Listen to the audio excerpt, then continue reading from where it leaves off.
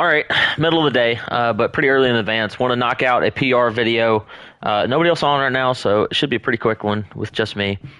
We needed one, so we need to make sure we stay on top of them each week. Commish doesn't have to be the one to do one. Any of y'all see we haven't done one, and you want to get up here and tell us what you think about everybody and the games, feel free to do that. 3 quick points that we always hype on. First, rules. We did have a rule break last week. It was the first one all season, so let's stay on top of that. Let's not break rules. If you have any questions about them, ask myself or another commish. Make sure you stream if you're game of the week and you're the road team. You do have to attempt to stream. If you're plugged into a McDonald's, you start lagging, you can cut it. Just let the commish know. And then recruiting. Stay on top of your teams. A couple of these teams have really started to fall behind, guys.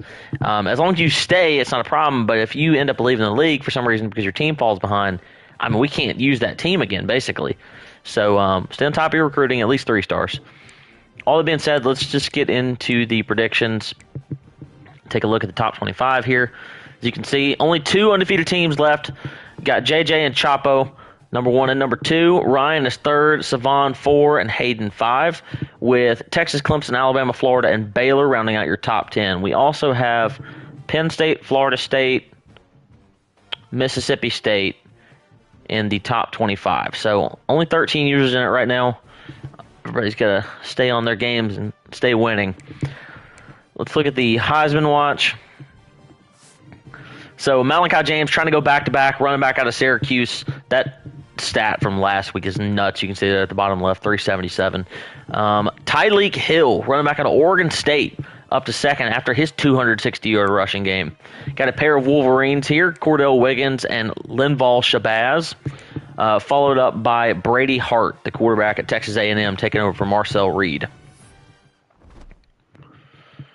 All right, take a quick peek at the conference standings since we're almost halfway through the year at this point. Here's your SEC standings. Of course, nobody really out of it at this point. But Baylor and Arkansas both picked up 2 SEC wins already this year. Like to see that drop after his 0-4 starts, won his last 2 games. Pretty good across the board here. Go up to the Big Ten. Michigan's picked up 2 wins, no losses. Syracuse with 3 already, but does have a loss as well.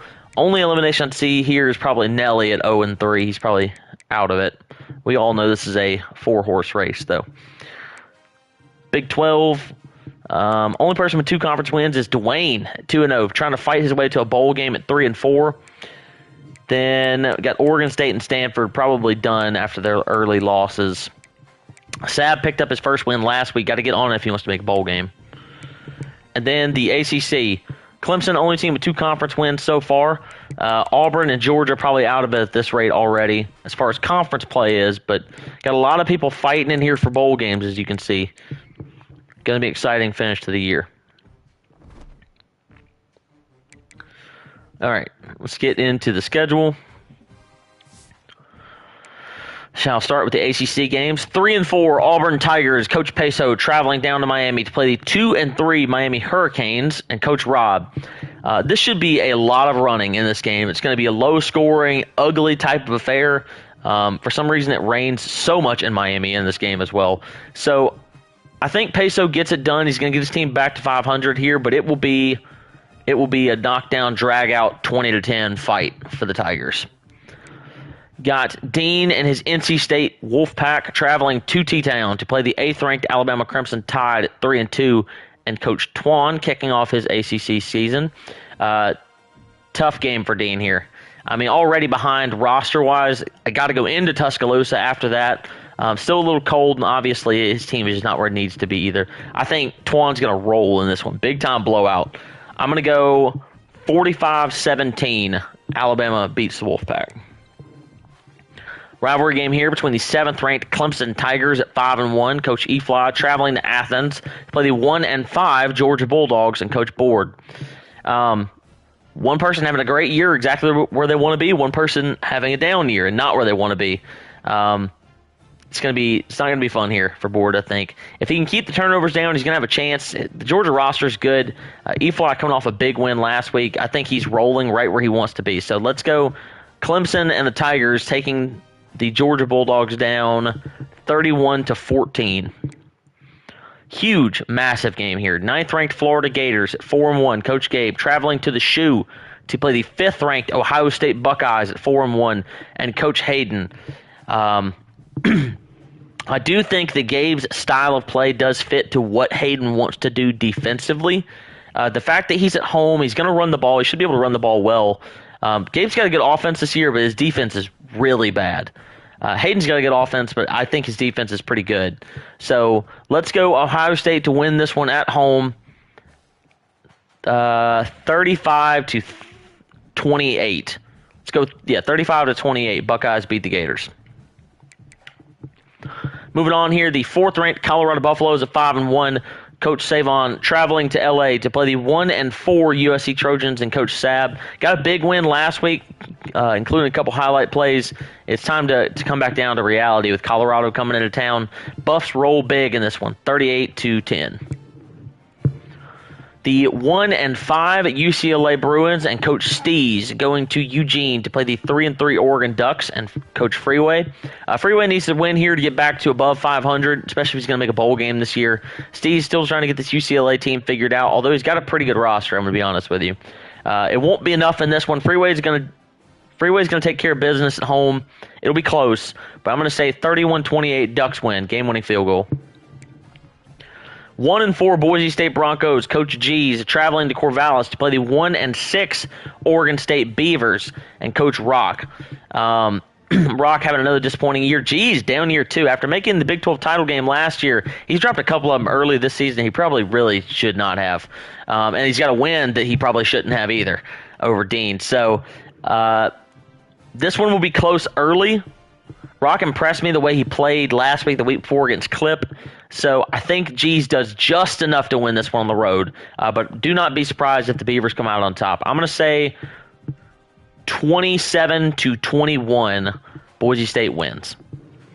The 2-3 Stanford Cardinal traveling to South Bend to play the 1-4 Notre Dame Fighting Irish and Coach Nelly. This is Chevy at Nelly. Last year, Chevy in the final game of the year denied Nelly a bowl game. So I know he wants his get back here. Both these teams not off to the start they wanted to have this year, but I think Notre Dame is going to do what they have to do to win this game. I'm actually going to pick a little bit of a blowout in this one. I'm going to say 28-10 Notre Dame beats Stanford. Big Ten, we got the 1-4 Virginia Tech Hokies. Coach Chapp traveling to University Park to play the 11th-ranked Penn State Nittany Lions at 5-1, and Coach Dess. This one's going to be a blowout. I mean, probably the biggest blowout of the week. Dess's team is as good as it's ever been. Chapp's team is probably as bad as it's ever been. I'm picking the shutout too. I'm gonna go 45-0. Penn State beats Virginia Tech. 1-4 Iowa Hawkeyes traveling to Madison to play the 2-3 Wisconsin Badgers and Coach Delvin. This is who's the new Iowa user's name? Hudson. This will be Hudson's first game in the league, I believe. Let me make sure. First game in the league. Delvin could really use the win here, especially if he's going to try to get to a bowl game. This one's going to be low scoring. I don't really know what to expect from Hudson. I'm going to pick Delvin to win this one at home. He's actually been a little better this year than he's been before. Let's go 21-17. Wisconsin wins. Moving on to the SEC. Got one game that's already played. Mississippi State took care of business 57-28 over SMU. Got the second half shutout 21-zip. We just kind of played pitch and catch all game. 4 touchdowns from KJ Jackson, 95 rushing yards, and 2 scores from Keewan Lacey. Couple picks, couple sacks from Tyshawn Willis. Good stuff. Last 3 games here. We got another one done already. Excuse me. Arkansas wins 35-21 at LSU, including 21 points in the fourth quarter after going in a tie game. See what the stats look like for this one. 1 touchdown, 3 picks, not what you want to see from Brian Ridge. 3 touchdowns, 5 picks from Al Brand, or A.J. Brand. So, was a ton of turnovers in this game. Hakeem Coate did pass the century mark for drop. Only 62 yards for Enrique Cole for Dang, although Kylan Billiott did get over 100. Nobody over 100 for drop. This had to have been like pick sixes and turnovers and things like that for the score to get like this. Looks like, 2 long interception returns, but no pick sixes from Arkansas. And then LSU No pick six either, I guess. So, good win for Drop. He needed that one to get him a second conference win. Last two games here. Red River Shootout got the Oklahoma Sooners at 2-4, and Coach Morg traveling to Dallas, neutral site, to play the 6th-ranked Texas Longhorns at 4-1, and Coach Mike. I want to say the series is 2-1, or no, we're in season 4 now, right? Yeah, so the series is 2-1. Only game Mike dropped was a game where Arch Manning was suspended, I believe. So Texas looking to take care of business here. Significantly better roster. Also just playing better in general. Mike had a good upset a couple weeks ago. So let's go Texas to roll big in this one. I'm going to say 35-17. Longhorns win. All right, last matchup of the week. Number 1 ranked Texas A&M Aggies at 5-0. Coach JJ traveling down to Waco to play the 10th ranked Baylor Bears at 4-2, and Coach Eric. Unfortunately for Coach Eric, he will have player suspensions in this game. Starting quarterback as well as best offensive, best defensive player will miss the first half of this game. Probably going to be enough to do him in. Otherwise, I think he had a shot, at home. He's playing really well this year. I'm going to pick Texas A&M to win this one. Won't be a crazy blowout, though. I'm going to say 38-20. Texas A&M handles Baylor. All right, and that is going to do it for our PR video. Appreciate anybody watching now. We're going to watch in the future. Everybody stream your games or play your games and have a good day. Happy Veterans Day as well.